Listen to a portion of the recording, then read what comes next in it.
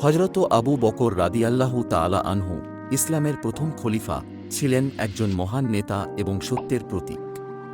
তিনি ছিলেন নবী মুহাম্মদ সাল্লাল্লাহু আলাইহি ওয়াসাল্লামের সবচেয়ে কাছের বন্ধু এবং প্রথম মুমিন। তাঁর সাহসিকতা এবং দৃঢ়তা ইতিহাসে চিরকাল স্মরণীয়। তিনি ইসলামের প্রাথমিক দিনগুলোতে কঠিন সময়ে নবীর পাশে দাঁড়িয়েছিলেন, যখন অনেকেই ইসলাম গ্রহণে দ্বিধাগ্রস্ত ছিলেন। আবু বকর রাদিয়াল্লাহু তাআলা আনহু তাঁর জীবনের শেষ দিন পর্যন্ত ইসলামের জন্য কাজ করেছেন। তাঁর নেতৃত্বে মুসলিম সম্প্রদায় একত্রিত হয় এবং ইসলামের বিস্তার ঘটে।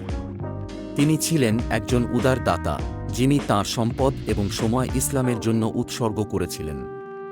তাঁর ন্যায়পরায়ণতা এবং মানবিক গুণাবলী আজও আমাদের জন্য অনুপ্রেরণা।